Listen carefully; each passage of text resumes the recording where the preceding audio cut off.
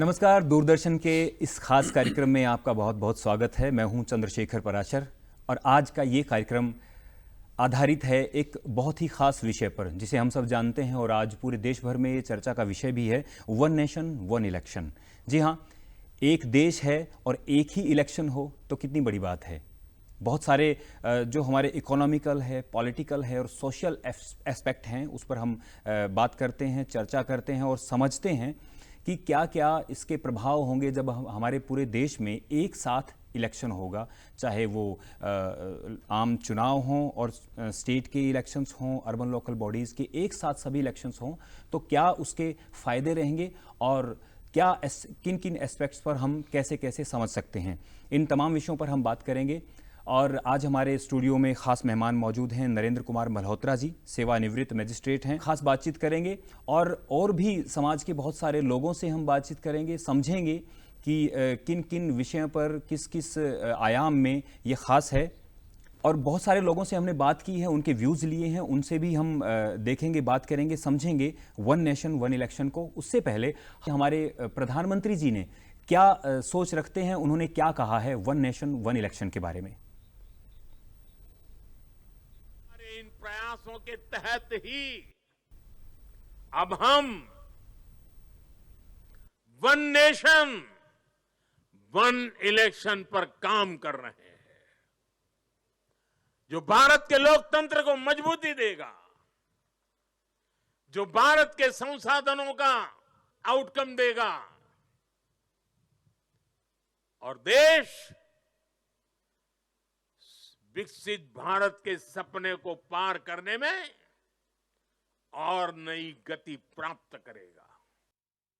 निश्चित रूप से आपने देखा, प्रधानमंत्री जी ने कहा कि देश प्रगति करता है। जब बहुत सारी ऐसे अवरोध होते हैं हमारे समाज में, हमारे राष्ट्र में, तो उनको जब हम हटा देते हैं तो राष्ट्र तरक्की करता है। और इस तरह से हर रोज़, हर दूसरे महीने, हर सप्ताह हमारे देश में हम देखते हैं आमतौर पर इलेक्शन चलते रहते हैं, लेकिन उससे कहीं ना कहीं अवरोध होता है हमारी प्रगति में, हमारी उन्नति में।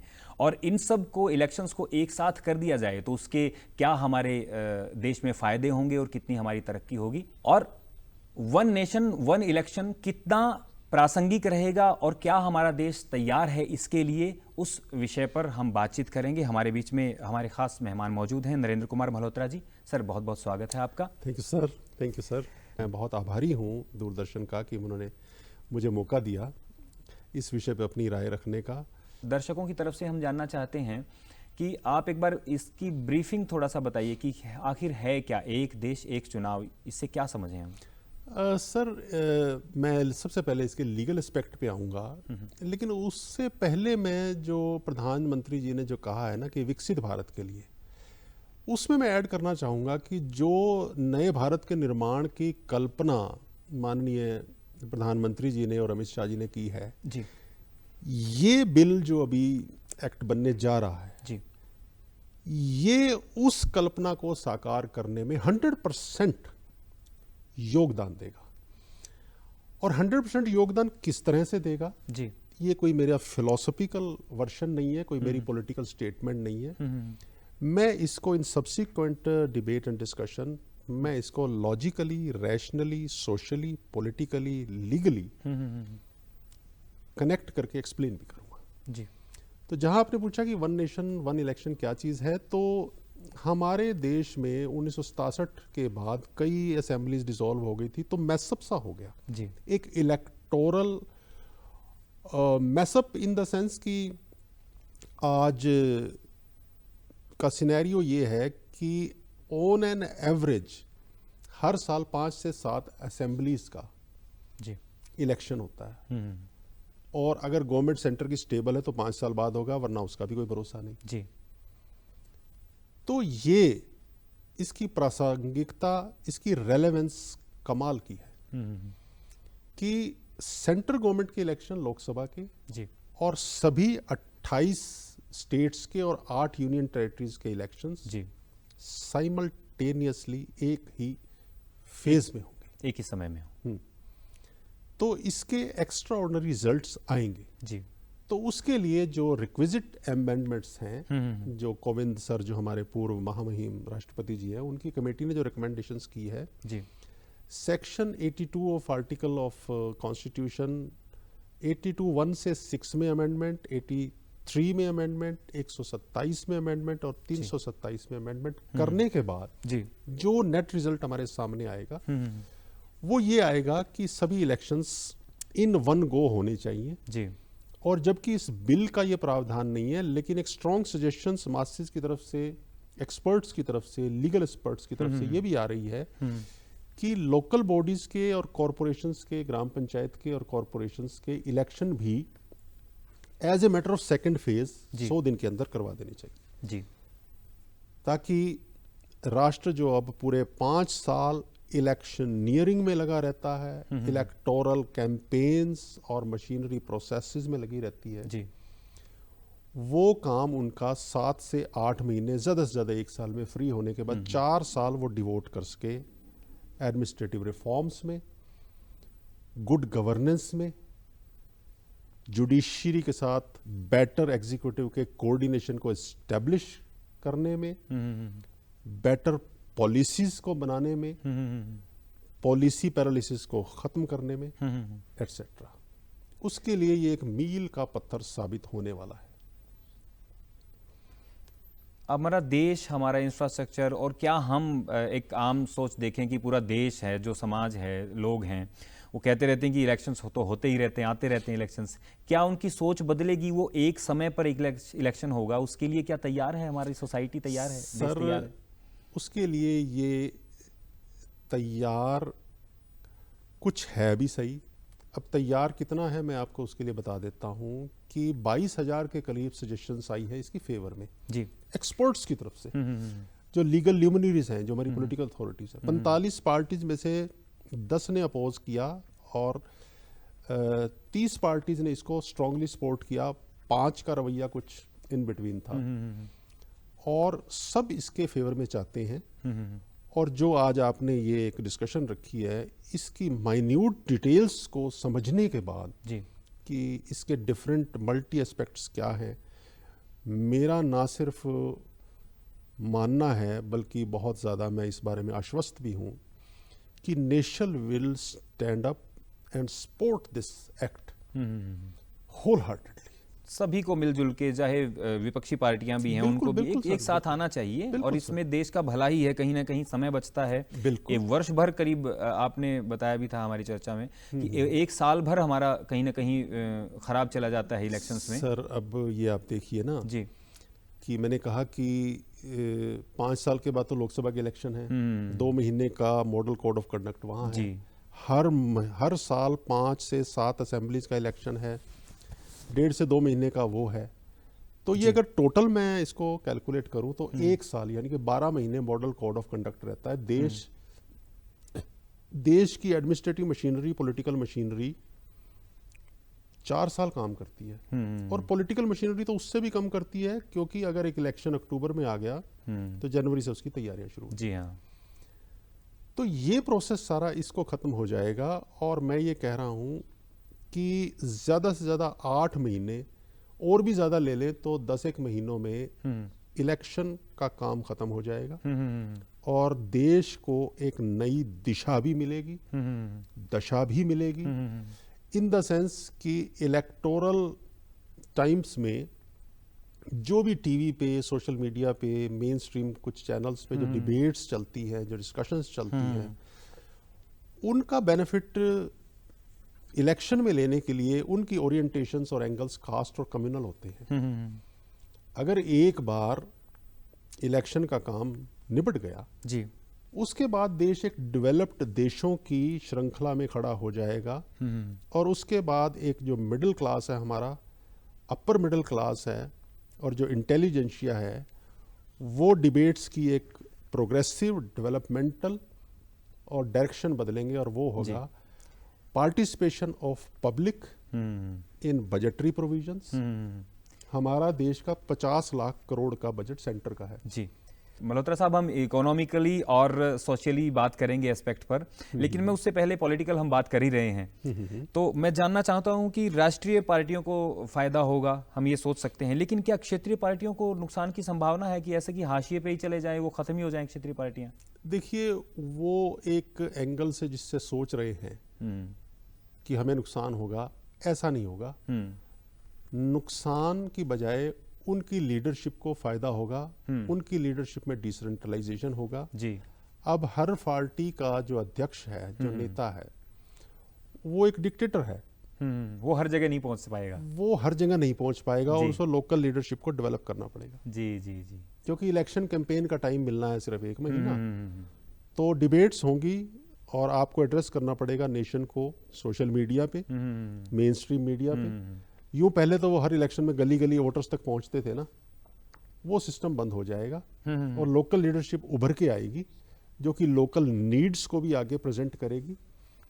और एक नई चीज, पार्लियामेंट और पब्लिक के बीच में कनेक्ट डेवलप होएगा, मिनिस्ट्रीज और मासिस के बीच में कनेक्ट डेवलप होएगा, टॉप और बॉटम के बीच में कनेक्ट डेवलप होएगा, पॉलिसी मेकर्स और पॉलिसी सीकर्स एंड रिसीवर्स के बीच में कनेक्ट डेवलप होएगा, और रिलीफ प्रोवाइडर और रिलीफ सीकर्स के बीच में कनेक्ट डेवलप होएगा। एक सिस्टम आम आदमी की रेंज में आ जाएगा। उससे ये सबसे बड़ा फायदा होगा, क्योंकि गवर्नमेंट के पास अब 4 साल सिर्फ electoral reforms, judicial reforms, executive administrative reforms और ग्रास रूट को कनेक्ट करने के लिए, पॉवर्टी एलिविएशन के लिए, ये सब प्रोग्राम के लिए काफ़ी टाइम होगा। जी। दर्शकों को बता दें, साथ ही साथ वो देख भी पा रहे हैं हमारी डिस्प्ले पर हर राज्य के किन किन राज्यों में कितने कितने असेंबलीज हैं, और लोकसभा की कितनी सीटें हैं, और जो विधानसभा की कितनी सीटें हैं, और एक साथ अगर उनका चुनाव होता है तो किस तरह से फिर वो कनेक्टिविटी हम देख पाएंगे, किस तरह से उसका फ़ायदा होगा वन नेशन वन इलेक्शन में। सर, हम बात कर रहे थे क्षेत्रीय पार्टियों की, तो क्या जो आइडियोलॉजी पर भी फ़र्क पड़ेगा? जो क्षेत्रीय पार्टियां हैं उनके जो वहाँ पर नेता होंगे छोटे, उनका भी एक चेहरा उभर कर आएगा, है ना? एक तरह से राष्ट्रीय जो पार्टियां हैं, उन राष्ट्रीय पार्टियों के सब एक साथ चुनाव होगा तो वो वहाँ पर तो नहीं पहुँच पाएंगे सभी लोग, तो वहाँ पर उनका चेहरा भी उभरेगा, उनकी विचारधारा भी, जो क्षेत्रीय पार्टियां हैं उनको भी बल मिलेगा। इस पर क्या कहेंगे? सर, क्षेत्रीय पार्टियों को अपना जो उनका पैरोकियल संकीर्ण दृष्टिकोण है, उसको राष्ट्रीय दृष्टिकोण और अंतर्राष्ट्रीय दृष्टिकोण में बदलना पड़ेगा। क्या बात है। उनको पहली बार ये पता लगेगा जब 4 साल सरकारें फ्री हैं आपके बेनिफिट के लिए, तो जो लगातार इलेक्शंस के कारण बिजनेस क्लास का supply chain business mechanism disrupt होता था, अफेक्ट होता था, बंद हो जाता था जी, जो उनकी प्रोडक्शन, जो कि 550 मिलियन माइग्रेटरी लेबर है, जो बार बार इलेक्शंस के कारण अपने गांव में जाती थी, जी। वो अब एक बार जाएगी। उनके पास अवेलेबिलिटी ऑफ लेबर 4.5 साल, या आप कह लीजिए कि सिर्फ 2-3 महीनों को छोड़कर जी, बाकी 4 साल और 7-8 महीने उनके पास रेगुलर वो लेबर अवेलेबल होएगी। ग्लोबल इन्वेस्टर्स इसलिए नहीं आ रहे, वो कहते हैं कि आपके तो यहाँ हर रोज ही इलेक्शंस हैं। जो पॉलिसी डिसीजंस इंडस्ट्रियलिस्ट को, कैपिटलिस्ट को और ग्लोबल इन्वेस्टर्स को चाहिए, वो पॉलिसी पैरालिसिस के कारण, क्योंकि गवर्नमेंट्स फंक्शन नहीं करती पूरा 1 साल, जी, और फिर अगर करती भी हैं तो दूसरे इलेक्शंस में मिनिस्ट्रीज लगी रहती हैं, उनको बहुत अच्छा बल मिलेगा। सर, 2 और बड़े पॉइंट हैं। Optimization of resources. एक टीचर है, वो 5 के 5 साल इलेक्शन कराने में लगा रहता है, उसकी टीचिंग का प्रोफेशन अफेक्ट होता है। हेल्थ वर्कर हेल्थ के काम पे कम ध्यान दे रहा है, वो इलेक्शन के काम पे ज्यादा ध्यान दे रहा है। जो गवर्नमेंट पॉलिसीज हैं, सेंट्रल पॉलिसीज हैं, उनके लिए जो एडमिनिस्ट्रेटर हैं वो भी नहीं दे पा रहे सर, सब इलेक्शन में ही लग जाते हैं। हाँ। और इसको कहते हैं कि ऑपरेशनल एफिशिएंसी बढ़ेगी, यानी कि वो जब अपने काम पे पूरी तरह से कंसंट्रेट करेंगे, फोकस करेंगे, जी, पीएम इलेक्शनियरिंग से अलग अपने ऑफिस पे फोकस करेंगे, विकसित भारत का जो उन्होंने कहा है ना, जी, जी। वो इसलिए कहा है। अच्छा, मुझे ये बताइए मल्होत्रा साहब कि आप प्रशासनिक अधिकारी रहे, आपने अपने समय में चुनाव करवाए, तो आपको किन किन परेशानियों का सामना करना पड़ा, और अब चाहेंगे कि वो रिजॉल्व हो जाएंगी सभी, वो तो प्रॉब्लम नहीं रहेंगी अब? सर नहीं, प्रॉब्लम्स रिजॉल्व होएंगी, प्रॉब्लम्स के सोल्यूशन सब सामने आएंगे। मैंने कहा ना कि हम जब इलेक्शन अनाउंस होते हैं तो 6 महीने पहले से हमारी मशीनरी जो एडमिनिस्ट्रेटिव काम छोड़ के वोटर लिस्ट की अपडेशन, जी, ऑब्जेक्शंस इनवाइट करने, ऑब्जेक्शंस की डिस्पोजल करनी, नए वोटर कार्ड बनवाने, नई वोटर लिस्ट बनवानी।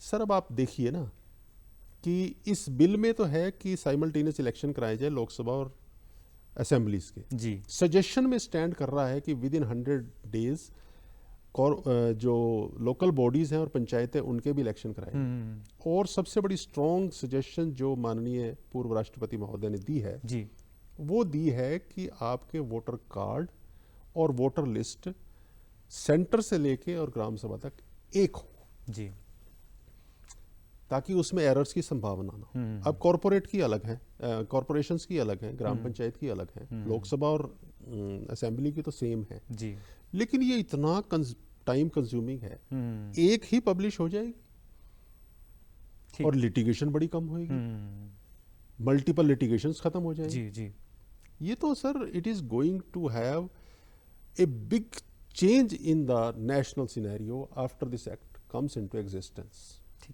अच्छा, मैं ये भी नरेंद्र जी देखिए, वन नेशन वन इलेक्शन और वन वोटर, इसको आप कैसे देखते हैं? कोई बंगाल का वोटर है, पंजाब में है, पंजाब का महाराष्ट्र में है, तो इसमें क्या इसको भी एक साथ कर दिया जाए तो क्या? सर ये एक साथ होएगा तो वो पोस्टल बैलेट का प्रोविजन है सर। बंगाल वाला अगर उसका वोट जहां भी है, हाँ, हाँ, उसको पोस्टल बैलेट दे दिए जाते हैं जी, वो पोस्ट कर सकता है और वो बकायदा है पॉसिबिलिटी? एब्सोल्युटली एब्सोल्युटली वो कोई इशू नहीं है। ठीक। अच्छा, मुझे ये बताइए कि जैसे आपने सरकारी कर्मचारियों को बताया था, उसके बारे में बार बार ड्यूटीज़ देनी पड़ती हैं, चुनावी ड्यूटी से उनको छुटकारा मिल जाएगा और बहुत सारे समय की बचत होगी। इकोनॉमिकली कैसे अफेक्ट करता है पूरे नेशन में, जब हम बात करें कि माइग्रेंट के तौर पे देखें, बिहार के जब हमारे साथी मजदूर साथी होते हैं बहुत जगह जगह पर, तो उनको बार बार जाना पड़ता है, ट्रेनें भर भर के जानी पड़ती हैं, दूसरे दिन इलेक्शन हो रहा है, फिर बार बार हो जाता है, तो इकोनॉमिकली कैसे अफेक्ट करेगा? सर इकोनॉमिकली ऐसे अफेक्ट करेगा कि माइग्रेंट लेबर्स की समस्याएं, ओरिजिनल लेबरर्स की समस्याएं, मिडिल रेंज मैनेजर्स की समस्याएं, इन्वेस्टर्स की समस्याएं, कैपिटलिस्ट क्लास की समस्याएं, क्योंकि अब एडमिनिस्ट्रेशन के पास और पॉलिटिशियंस के पास पूरा 4 साल का वक्त है इन सब चीज़ों के लिए, जी, तो वो अक्रॉस द टेबल बैठ सकेंगे जी, और उनकी प्रॉब्लम्स हल हो जाएंगी। अब सर अगर एक सड़क टूट गई है बिहार के इंटीरियर में, यूपी के इंटीरियर में, तो जब कभी उनका भाग्य जागेगा तो वो सड़क बनेगी, क्योंकि जो सारा चैनल है वो इलेक्शनियरिंग में लगा हुआ है।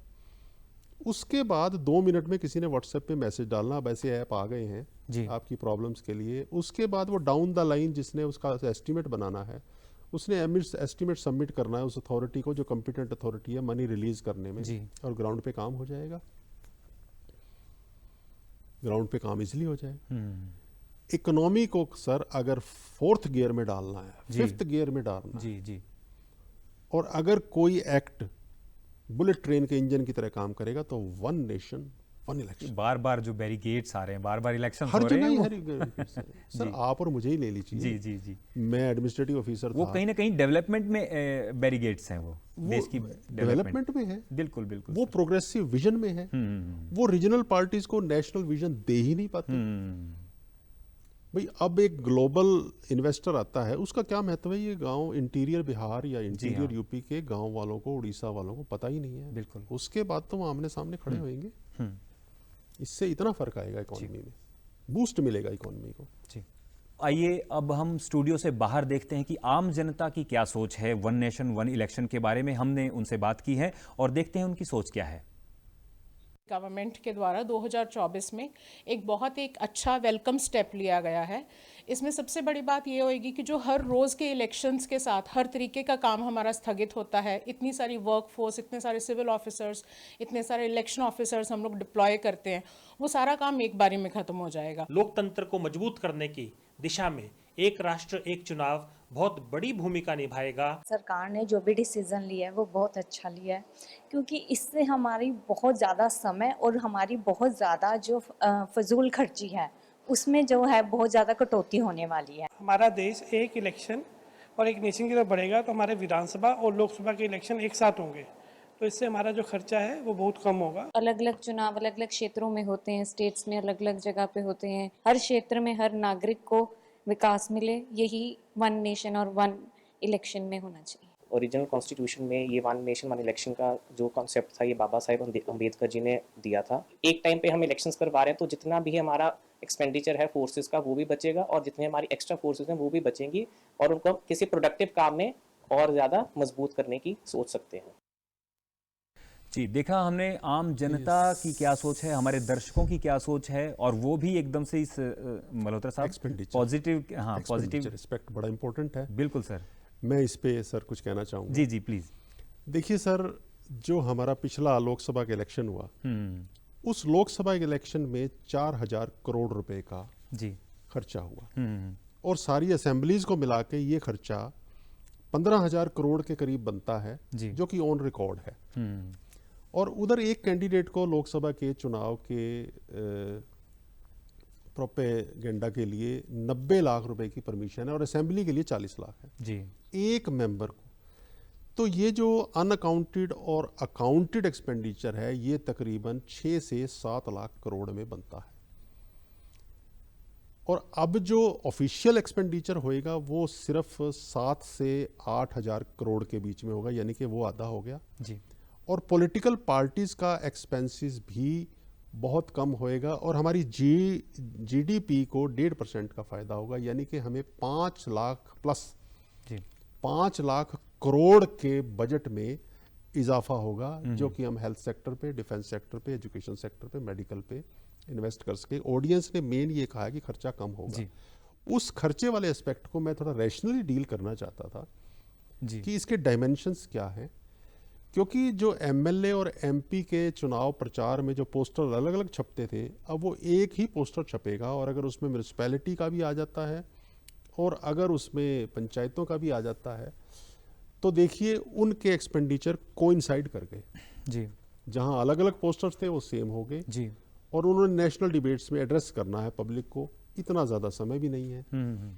तो एक्सपेंसेस पॉइंट ऑफ व्यू से, इकोनॉमी पॉइंट ऑफ व्यू से हमारी जीडीपी को 4 से 5 लाख करोड़ का फायदा होने वाला है। बहुत बड़ी बात है सर। इस समय हमारा बजट 50 लाख करोड़ का है और हमारा 55 लाख से ज़्यादा चला जाएगा। और ये मेरे ख्याल से 10% तो यही हो गया। ये बिल्कुल 17% खर्चा 17% जी जी। और 50 लाख करोड़ के करीब हमारी स्टेट्स का भी बजट है, यानी कि हमारे पास 95 लाख करोड़ प्लस हमारे डिस्पोजल पे है।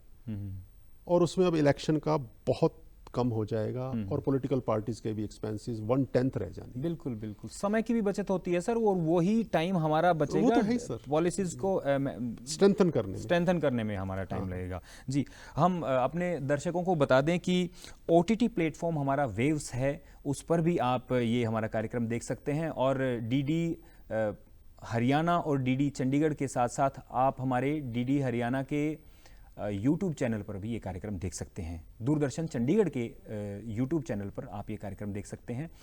मल्होत्रा साहब, आप हमारे स्टूडियो में आए हैं और हम तमाम बातें कर रहे हैं वन नेशन वन इलेक्शन पर।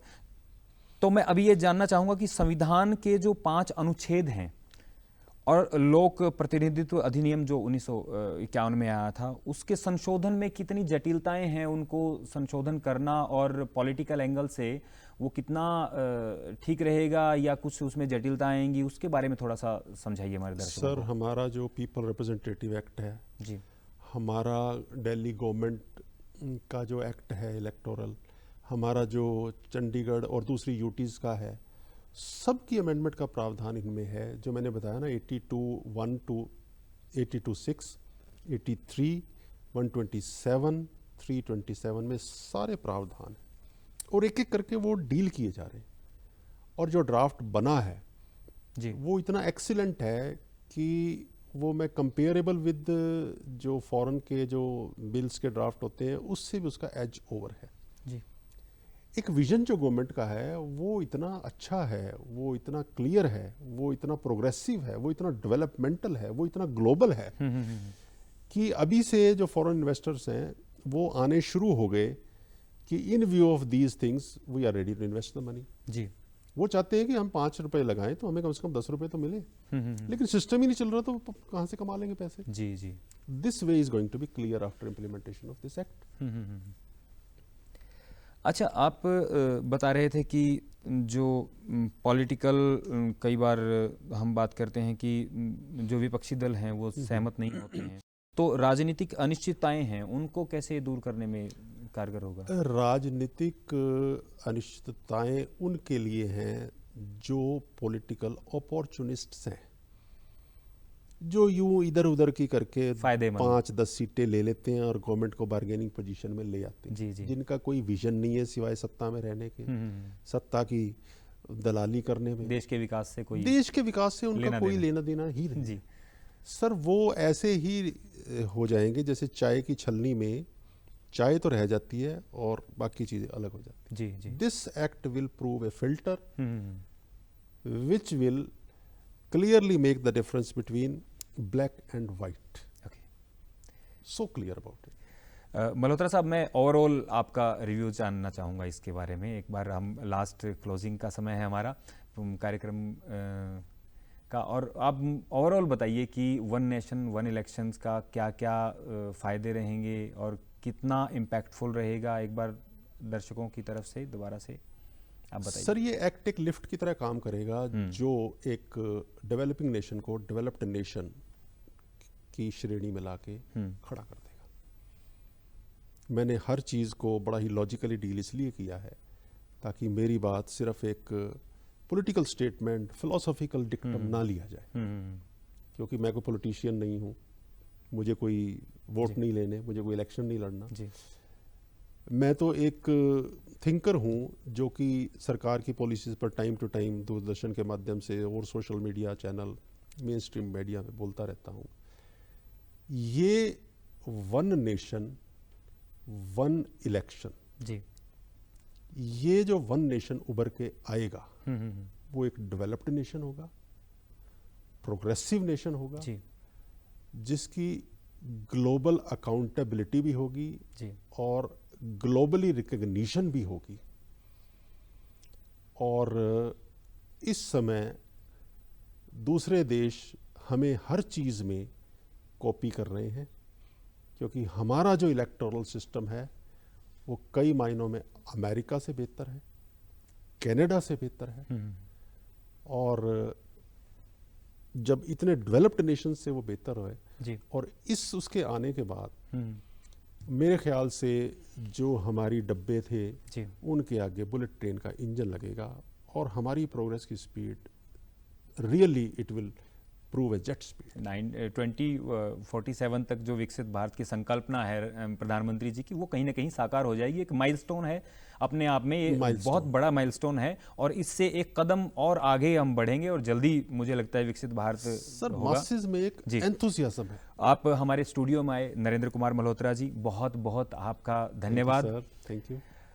दर्शकों, थैंक यू वेरी मच। आप हमारा ये कार्यक्रम डीडी चंडीगढ़, डीडी पंजाब और डीडी हरियाणा पर देख सकते हैं और साथ ही साथ डीडी चंडीगढ़ के यूट्यूब चैनल पर भी देख सकते हैं और दूरदर्शन का हमारा OTT प्लेटफॉर्म है वेव्स, उस पर भी आप ये कार्यक्रम हमारा देख सकते हैं। तो फिर किसी खास मुद्दे पर आपसे मुलाकात होगी, सर मुखातिब होंगे आपसे, और तब तक के लिए नमस्कार। Thank you sir, thank you very much.